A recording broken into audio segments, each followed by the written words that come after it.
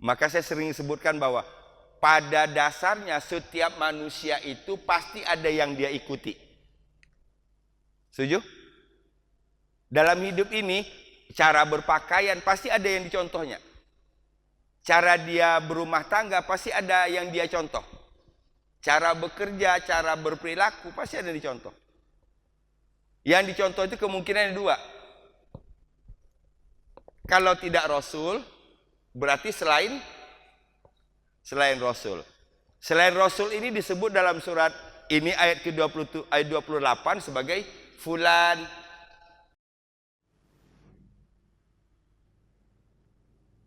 Nabi sukses mengubah masyarakat jahiliyah menjadi masyarakat yang berbudaya atas pertolongan siapa? Allah. Birabbika. Atas petunjuk siapa? Birabbika. Wa kafa birabbika, dan cukuplah bersama Tuhanmu hadian, yang memberi petunjuk, wa nasira, dan yang menolong. Terus pertanyaan kedua. Bagaimana cara Allah menolong kita? Dia berkaitan dengan ayat ini. Bagaimana cara Allah menolong? Kan kita sering berdoa, Allahumma ansurna fa innaka khairun nasirin. Ya Allah, tolonglah kami karena Engkau sebaik-baik penolong. Bagaimana cara Allah menolong kita? Atau bagaimana caranya supaya kita ditolong oleh Allah? Jadikan Allah sebagai hadian. Faham? Apa artinya tadi hadian? Pemberi petunjuk. Itu dia kata kuncinya.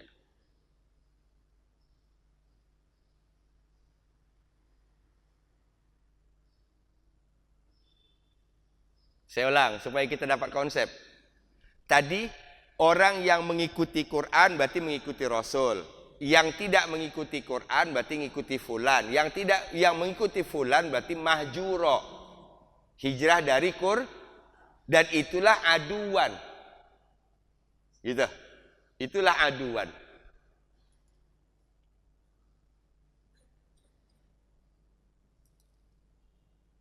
Nah, kalau demikian siapa yang bisa menolong dan menyelamatkan kita? Siapa hadian dan nasiron kita? Rabbika, Allah. Faham? Bagaimana caranya supaya mendapatkan nasiron? Hadian dulu. Nah, coba yang kedua ini, coba. Bagaimana caranya mendapatkan nasiron? Bukan nasiron. Ya. Nasiro itu melalui ini. Hadian dulu. Hadian tadi artinya apa? Yang memberi, hadi. Kalau dia berdiri sendiri hadi, karena ini dalam kalimat dibaca hadian. Kalau dia berdiri sendiri hadin.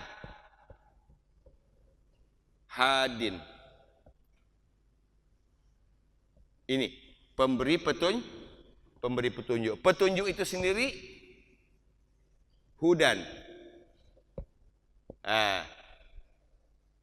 Maka kita sering mengatakan mudah-mudahan kita mendapatkan hidayah. Biasanya hidayah dihubungkan apa lagi? Mudah-mudahan kita mendapat taufik dan hidayah, atau hidayah dan taufik.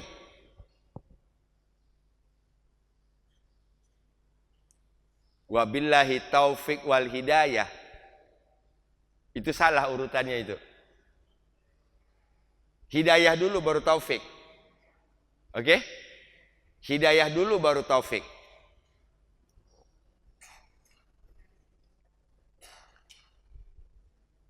Kalau ibu ada yang bertanya, ibu tinggal di mana? Di dekat Masjid As-Salam. Masjid As-Salam itu di mana sih? Komplek DKI Joglo, tahu nggak? Komplek DKI Joglo. Nah, memberitahu Komplek DKI Joglo itu hadian, petunjuk. Nah, di Komplek DKI Joglo itu nanti lurus ketemu masjid. Nah, itu Masjid As-Salam yang gede. Nah, itu namanya taufik. Faham? Jadi yang umum dulu baru yang khusus. Maka kalau yang benarnya lagi wabillahil hidayah wat taufik. Tapi kan jawaban orang kita gampang lagi. Tapi kan nggak enak didengarnya Pak Ustadz. Nggak enak didengar karena jarang didengar. Karena kita sudah terbiasa dengar wabillahi taufik wal hidayah. Taufik dulu baru hidayah. Salah. Hidayah dulu baru taufik. Nggak mungkin dapat taufik kalau nggak dapat hidayah. Faham? Sama juga, nggak mungkin dapat nasiron kalau tidak dapat hadian.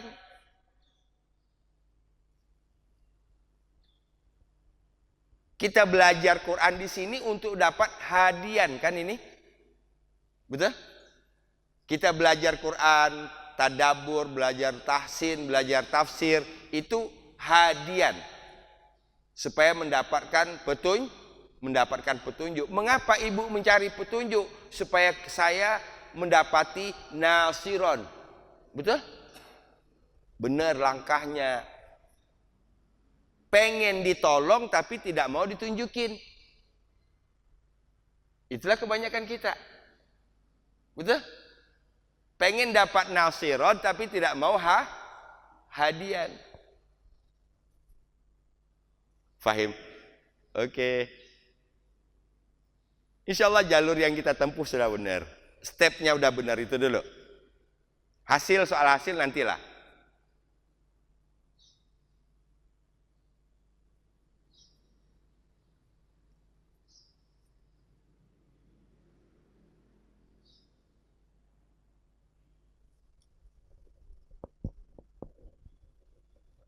Saya ulang, pelajaran penting bagi kita. Untuk dapatkan nasiroh berarti harus dapat hadian. Hadian tadi artinya pemberi petunjuk. Dekatin dulu pemberi petunjuknya.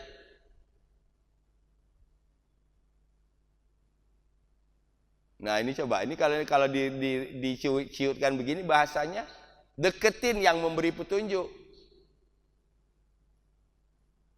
Ini kita minta tolong sama Allah mau, tapi ibadah nggak mau. Gimana caranya coba? Betul?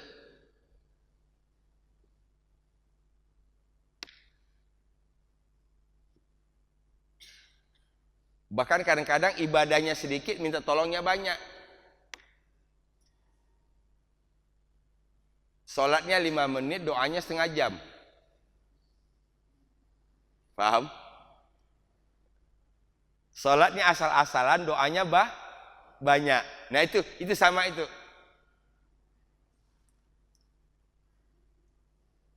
Kalau orang banyak permintaan, itu jangan ditampakkan dengan ucapan.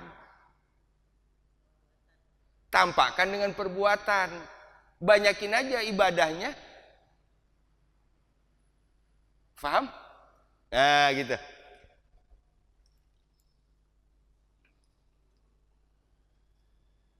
Kalau saya tidak banyak doa,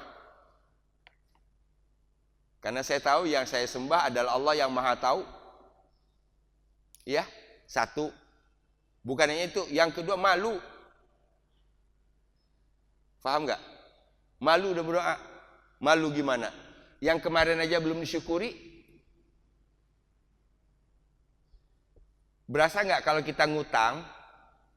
Saya ngutang misalnya ke Bu Yati, kemarin 100.000 belum bayar, sekarang mau minjam lagi, enak nggak? Udah, nah minjem lagi, cepet lagi, udah 200, besoknya datang lagi mau minjem, yang kemarin aja belum bayar, paham? Itu untuk manusia, tapi untuk Allah nggak ada masalah, nggak ada masalah. Cuman bagi kitanya, perasaan kitanya, bukan soal Allahnya. Kesimpulannya balik lagi, kalau ingin dapat nasiron, maka dekatilah pemberi hidayah. Carilah petunjuk Allah. Bagaimana, di mana Allah memberi petunjuk? Di Dia. Oke. Oke. Jadi kalau begitu nanti Al-Quran adalah sarana supaya kita mendapatkan nasihat.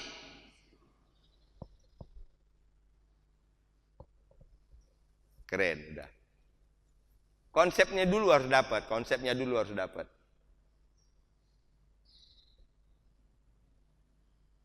Sehingga menambah alasan kita untuk terus bersemangat belajar Quran, bersemangat baca Quran, semangat menghafal Quran. Ngapain sih Bu? Sampai 2 kali 3 kali seminggu ngaji? Saya pengen dapat hadiah. Emang ada apa sih dengan hadiah? Supaya saya dapat nasiro. Penuh? Ada apa penolong? Masalah hidup saya banyak. Saya nggak bisa selesaikan sendiri, betul nggak? Masalah kesehatan kita nggak bisa selesaikan sendiri. Masalah ekonomi kita nggak bisa selesaikan sendiri. Ya Bu.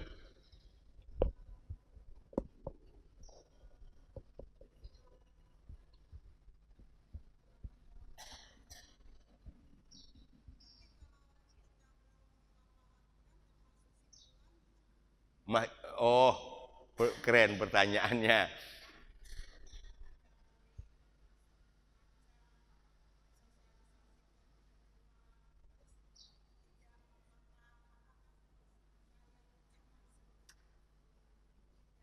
Ya, keseluruhan pelajaran tentang Quran, apapun materi pelajarannya, itu harus berujung kepada mengikuti Quran.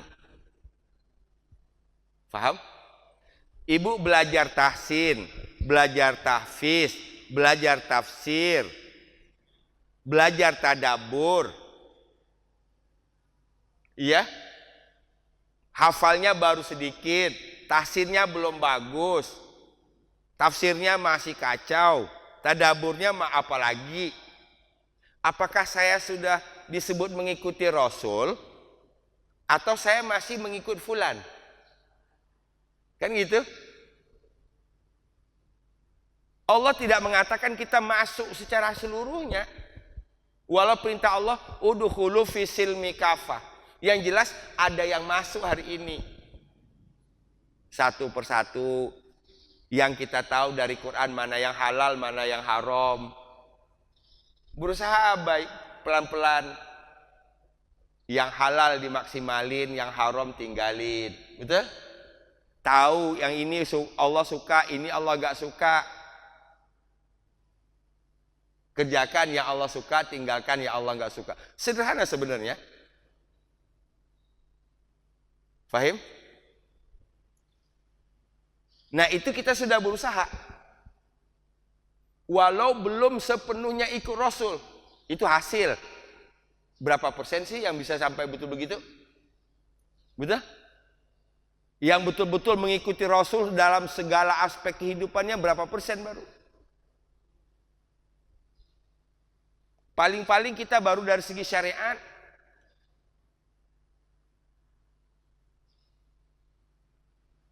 Rasul peduli sama keluarga, Rasul memperhatikan orang lain, Rasul tidak pernah berbicara nyakitin hati orang lain. Itu belum bisa kita contoh.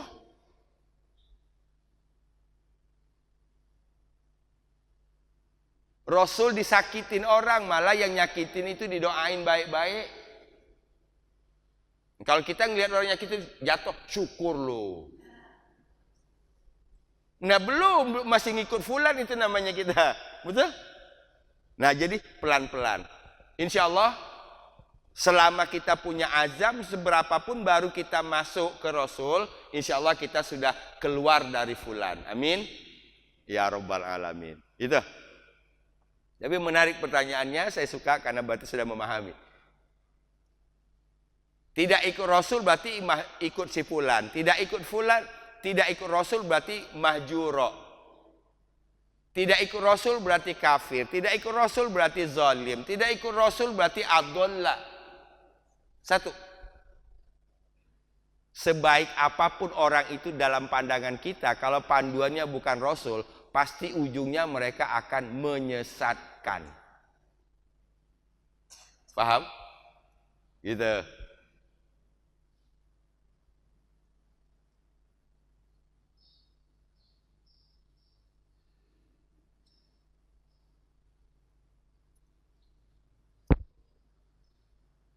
Alasan orang-orang yang tidak berhijab,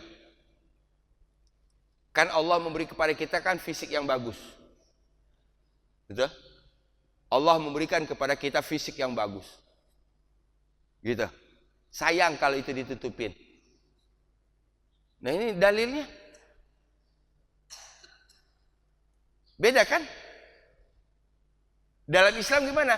Allah memberi kita fisik yang bagus, syukuri. Beda? Bagaimana syukuri?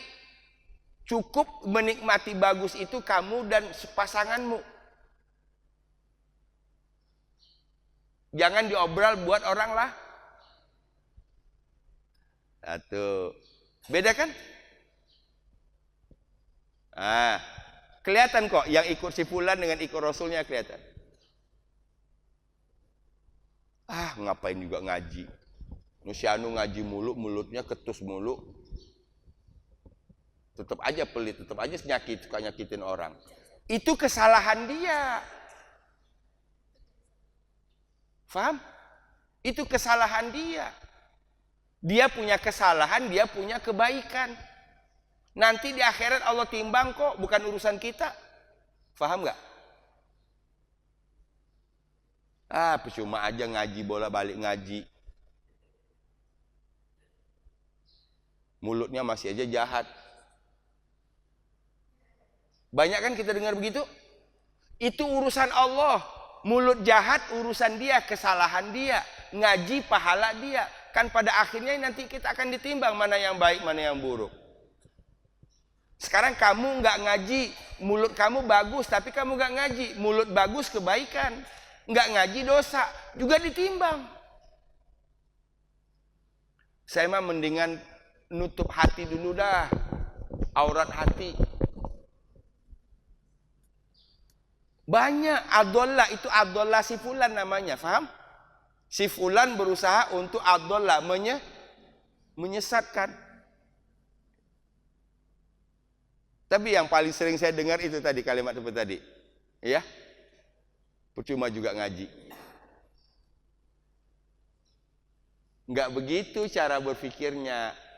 Semua manusia yang beriman nanti di hadapan Allah, itu setiap baik dan buruknya diperhitungkan. Yang menghitung dan yang menjudge ini bagus, ini enggak bagus, itu Allah, bukan kita. Oh dia enggak bagus, mulutnya masih kotor, tapi alhamdulillah dia ngaji. Coba terusin cara berpikirnya. Kamu alhamdulillah bagus, mulut kamu enggak pernah nyakitin hati orang, tapi sayangnya kamu enggak ngaji. Paham? Mulut bagus itu poin, plus. Enggak ngaji, minus. Orang yang ngaji, plus. Kalau mulutnya masih kasar, minus. Tinggal nanti dikumpulin. Oke? Saldo yang mana? Fahim? Nah, supaya kita bisa membantah, mengcounter pendapat-pendapat seperti itu. Nggak usah pakai dalil, jawabnya nggak usah pakai dalil. Kadang-kadang dia sudah nyiapin dalil, entar malah kelabakan kita jawabnya. Karena dia udah disiapin. Fahim? Wa kafa bi rabbika hadiyaw wa nasira. Balik lagi seakan-akan Allah mengatakan kepada Nabi Muhammad, kamu tidak bisa berharap hadian kepada manusia, kamu tidak bisa berharap nasiron kepada manusia. Yang hadian dan nasiron hanya Allah. Ini kesimpulan kaji kita. Ayat 31. Fahim? Enggak bisa kita bergantung kepada manusia. Semakin banyak bergantung kepada manusia, semakin siap-siap untuk kecewa. Betul? Semakin banyak berharap kepada manusia, semakin harus siapkan pikiran dan hati kita untuk banyak-banyak Kalau demikian kepada siapa kita harus bergantung? Allahus Samad. Betul? Qul huwallahu ahad. Allahus Samad. Allah tempat bergantung. Itu kalau ibu naik busway atau kalau mobil ada yang di sebelah kiri pegangan, itu nama Samad. Tempat bergantungan. Gitu. Wa kafa bi rabbika hadiyan wa nasira. Ya. Wa kafa bi rabbika hadiyan wa nasira. Lagi. Wa kafa bi rabbika hadiyan wa nasira. 1, 2, 3.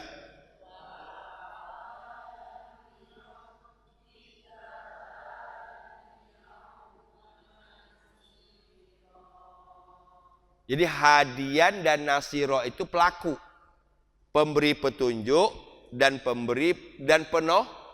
penolong. Kalau petunjuk sendiri hudan, kalau pertolongan sendiri nasrun. Makanya nasrum minallah, pertolongan datangnya dari Allah. Penolong ada 2 penolong, nasir. Ini nasir penolong atau nasir. Ini sama nih artinya. Dari segi kekuatan ini lebih kuat. Ini bisa diartikan terus menerus menolong.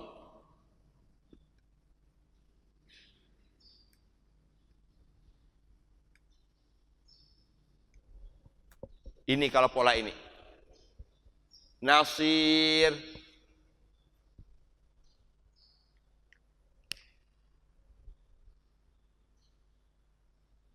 Kalau manusia disebut dengan alim. Apa artinya? Mengetahui.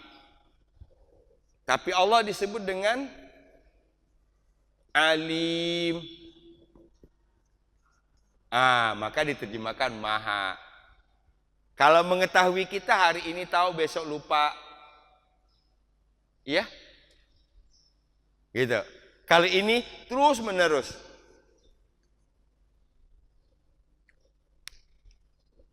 Nah, di sini hadian dan nasiro sama-sama menunjuk kepada pelaku. Siapa pelakunya? Rabbika. Berarti Rabbika hadian, Rabbika nasira.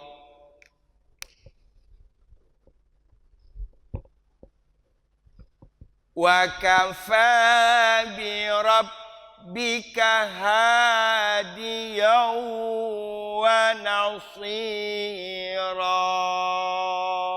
Ya. Wa kafa bi rabbika hadiyan wa nasira. Lagi. Wa kafa bi rabbika hadiyan wa nasira. 1, 2, 3.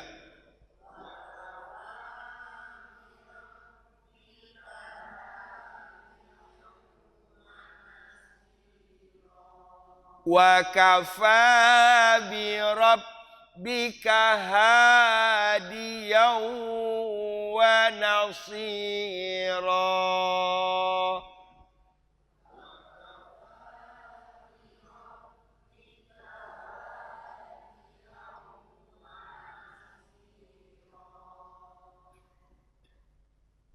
Kalau dalam bahasa kita sehari-hari, raditu billahi robba wa bil islami dina, itu sudah masuk di makna ini. Wa kafa bi rabbika hadiyau wa nasira. Ya.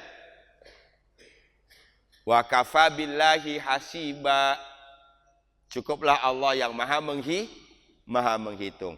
Kita gabungin. Masih hafal tadi? Ya, yuk. Wa kadzalika ja'alna likulli nabiyyin aduwwan minal mujrimin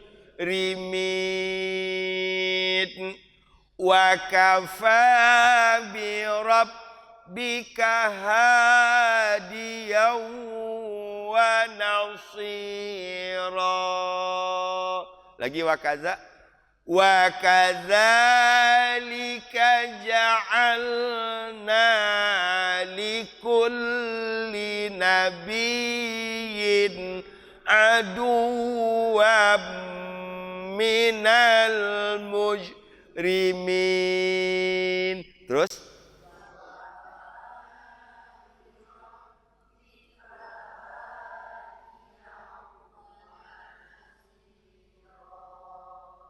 hafal? Ya, wa kadzalika. Tidak usah lihat Quran. 1, 2, 3.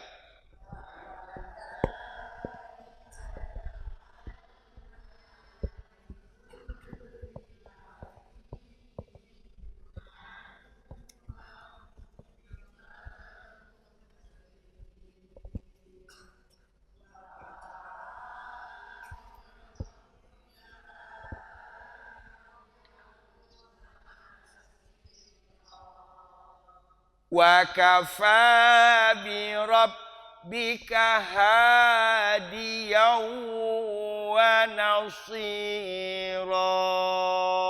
Ya.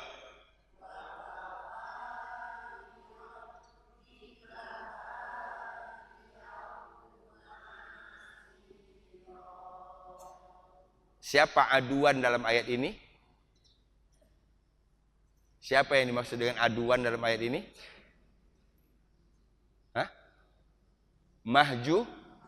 Mahjuro. Saya ulang. Siapa yang dimaksud musuh dalam ayat ini?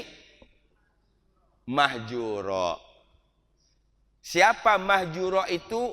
Fulanan. Siapa fulanan itu? Allah tidak sebutkan. Tapi itu akan ada sepanjang zaman. Akan ada sepanjang masa. Ya? Itu. Apa ciri-ciri fulanan? Jauh dari Quran. Apa ciri-ciri fulanan? Tidak mau ikut Rasul. Apa ciri-ciri fulanan? Menyesatkan. Maka semua yang mendapatkan unsur tadi, apa yang dilakukan?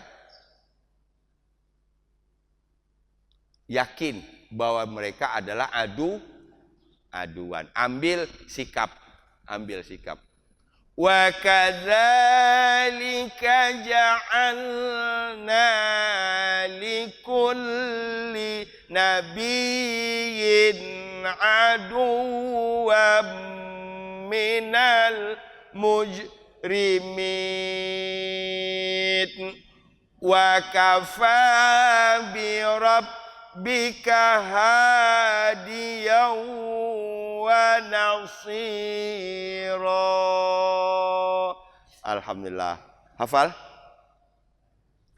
Nanti balikin lagi ayat 27 28. Bagaimana dua orang ini, orang yang menyesatkan, orang yang menjadikan Quran sebagai mahjuro, orang yang menjadikan orang lain sebagai sesuatu yang diikuti sebagai sebagai penyesalan.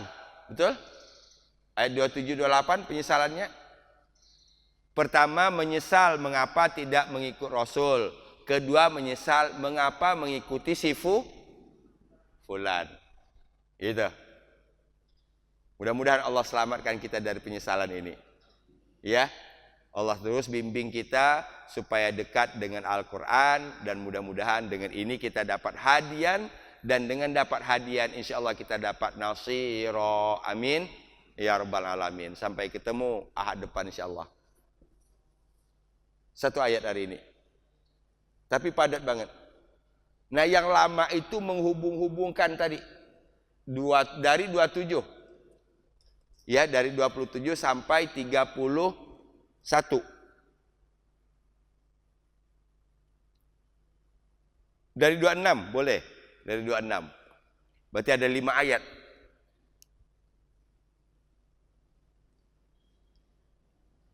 Nah, bagi kita tadaburnya adalah mudah-mudahan kita terus diberi kekuatan oleh Allah untuk dapat mempelajari Al-Quran dan dapat diberi kekuatan agar bisa mengikuti ajaran Quran, supaya kita terhindar dari mahjuro, ya.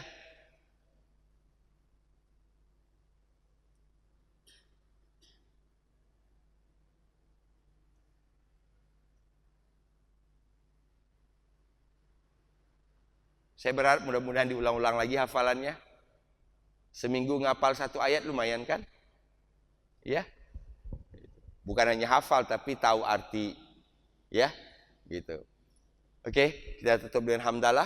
Alhamdulillahirabbil alamin. Subhanaka Allahumma bihamdika asyhadu an la ilaha illa anta astaghfiruka wa atubu ilaik wa lafu minkum. Assalamualaikum warahmatullahi wabarakatuh. Sama-sama Bu.